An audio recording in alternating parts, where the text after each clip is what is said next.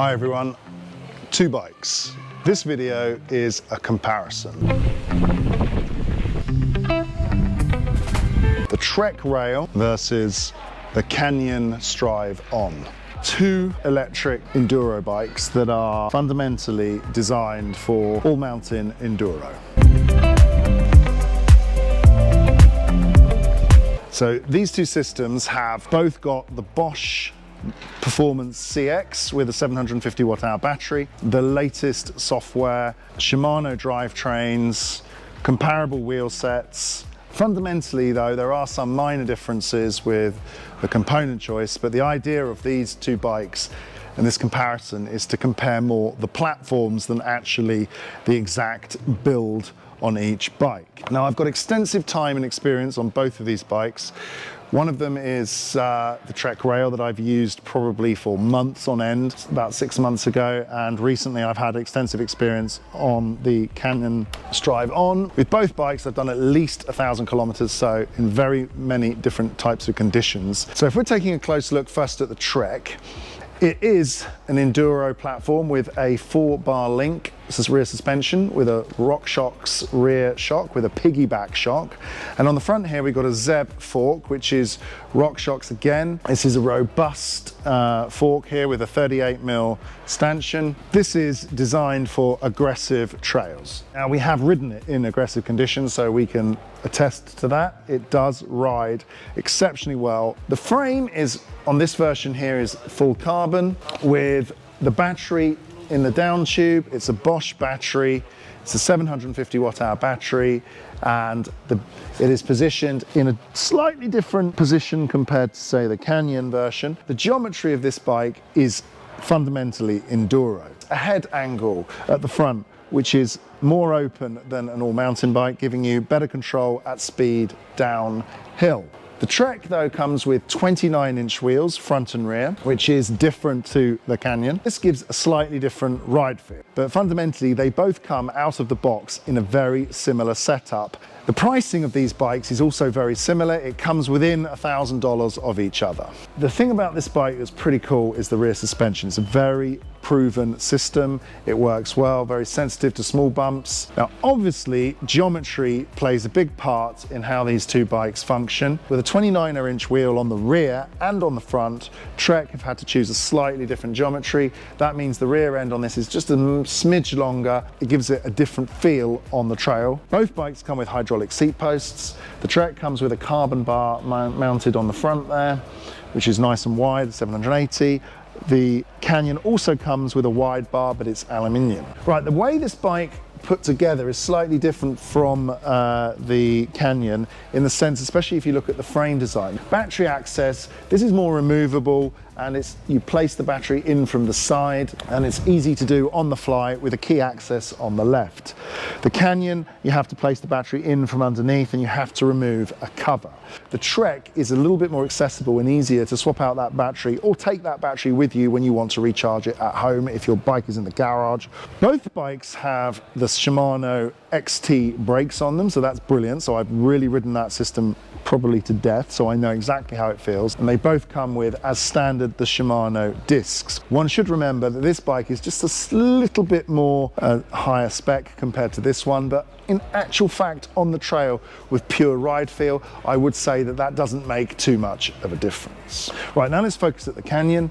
So this is the one I've been riding more recently. It has DT Swiss wheels, Fox suspension front and rear. Again, on the rear shock, we have a piggyback, very similar to the Trek. The piggyback on the shock means the suspension performance remains the same even during very long descents. This also has a 4-bar link, but it's slightly different layout, response when pedaling, an active suspension, no brake jack. It's a bike which works exceptionally well on descents, very similar to the Trek Rail.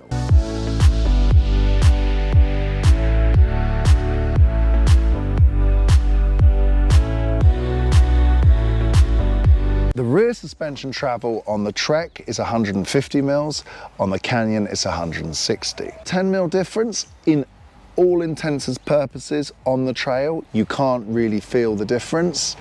because they're both very capable. Canyon uses a 27.5-inch rear wheel. Any differentials between the 29er and the 150 on the Trek are kind of equalized out. Up front, they both come with a 38mm fork. The Canyon comes with a Fox Performance, and the Trek comes with a RockShox Zeb Ultimate. Now, both of these forks are very, very good.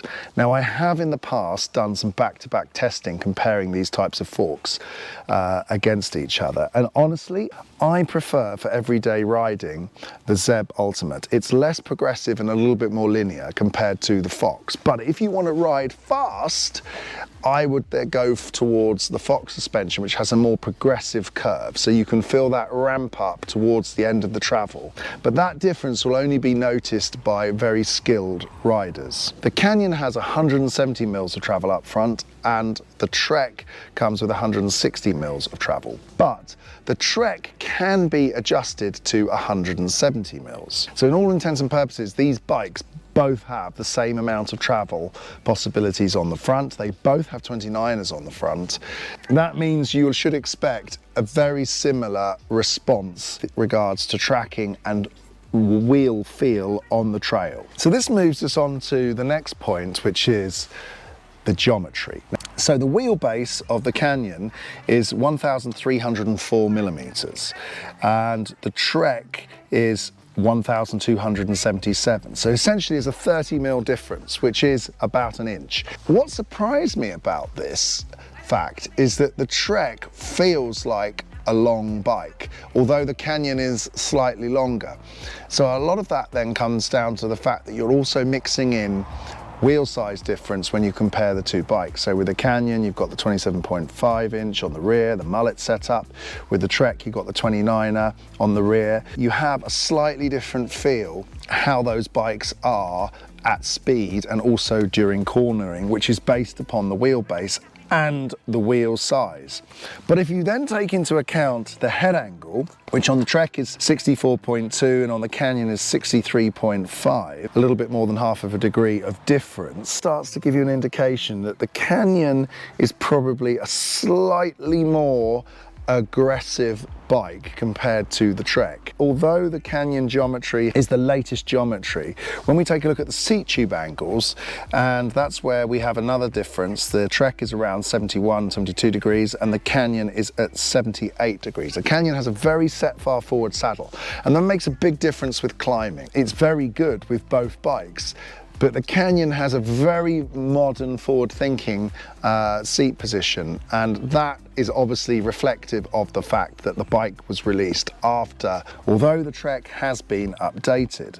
The reach on the Trek is 49 centimeters and on the Canyon it's 50. The stack is exactly the same, the headset height with respect to the ground. You find yourself in a similar position when it comes to attack mode, your approach to riding, let's say. Now the chainstay on the Canyon is actually slightly shorter at 44.5 centimeters compared to 44.8 on the Trek. The main reason for that would be the fact that the Canyon uses a 27.5-inch, but they have maintained that rear chainstay for balance when climbing. And the Trek with its 29-inch rear wheel, also about stability when climbing, so the front doesn't lift too much.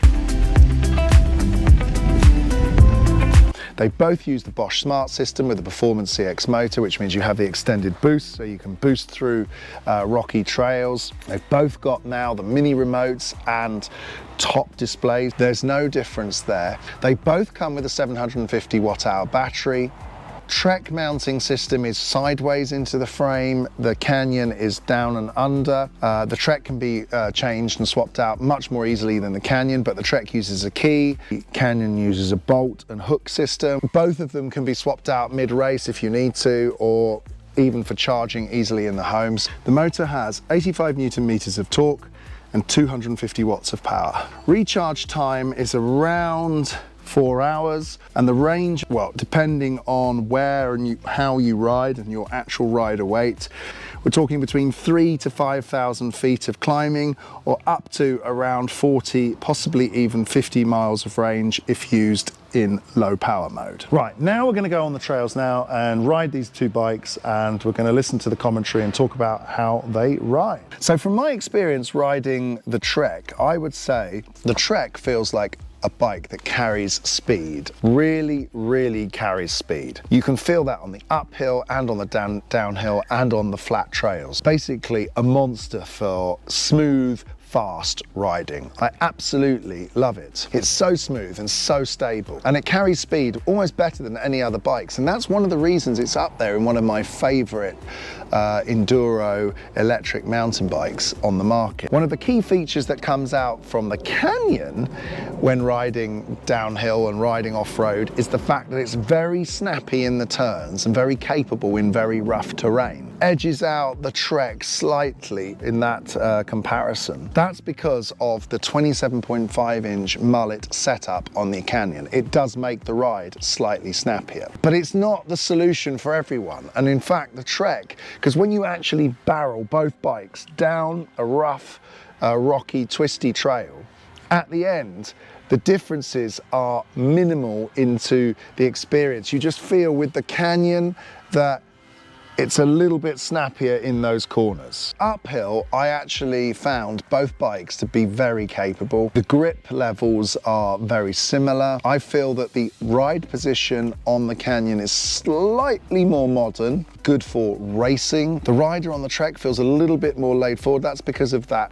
seat tube angle, which is a little bit further back. If you're all day in the saddle and you're riding aggressive trails, if I had to choose between the two of them on the uphill, it's a very difficult decision to make. I would say that the Canyon probably edges out very slightly the Trek for uphill feel, but loses when it comes to carrying speed. The Trek for carrying speed, for me, feels like more of a winner. Both of them are comparable in their approach to electric mountain biking. They're both aggressive enduro bikes. Now, these versions that I've tested are not the race versions. There are race versions available of both of these bikes. The Bosch race motor installed on both bikes. This is a platform which you can adapt according to your needs as a rider. The Trek, it's very easy to update the suspension. You can also extend the travel of the fork. Most RockShox forks at that travel length, you can actually change the adapter inside and extend the travel to 170 mil. When it comes to the braking, they both use Shimano XT brakes, which are impressive. They both use the Shimano shifting, which is reliable, smooth and precise, and you have a double shift on the downshift, and you can go multiple shifts on the upshift. You have full control whenever you need it with both bikes. Then who should buy which bike? Because when we compare these two bikes, we're comparing a platform. We're not just comparing, because performance-wise, you're going to have a great time on both of these bikes. Both have their high-priced variants, which are sort of, let's call them race-ready, which are very comparable in their performance. From a purely riding point of view, I would say if you're into very technical, twisty trails, which are very rough, then I would more steer towards the Canyon. If you're into more smooth, fast riding, where stability and carrying speed is really important, maybe even bike parking, I would stay towards the Trek. Now, when looking at pricing of both bikes, this is where there's a slight difference. The high-end range of the Trek rail, they do come in at a little bit more expensive, both around $10,000, the high-end price that you expect to pay for a high-quality bike. How you purchase them is interesting. Now, as you know, Canyon is an online brand that they sell basically 100% online with no shops involved in the process. However, guarantees now, there are service partners available for Canyon, so all of the componentry can be dealt with by a shop service partner. Now, Trek has a slightly different approach. They have concept stores, they have normal bike shops, they have a wide dealer network, so you can actually more easily go in and look at the bike available on the shop floor if you're not quite sure. Whereas that's a little bit hard with a Canyon, but they do have test events, and they are running test events around the country, which allows you to actually get a hands-on and test these bikes. Now, interestingly, the Trek can be bought online and picked up from a Trek store. Now, the last thing I want to get into is comparing the weights. This one is 23.58 kilos in weight on the scales with no pedals. The Canyon is slightly heavier, 24.67, no pedals. Fundamentally, these bikes weigh around the same, with the Trek winning out a little bit, being marginally lighter. Well, they're both amazing platforms to build your top-end, high-quality ride experience around, because I enjoy riding both of them. From an electrical point of view, they both have the Bosch system, so they're both reliable. So if I have to pick a winner for me, well, based on my riding experience, I would have both. If I'm riding technical enduro trails, I'm going to take the Canyon. If I'm going to ride park and I'm going to ride more flowy trails, then I'm going for the Trek. Let us know what you thought about this comparison and leave a comment below. Don't forget to like and subscribe to the channel, and we'll see you on the next video.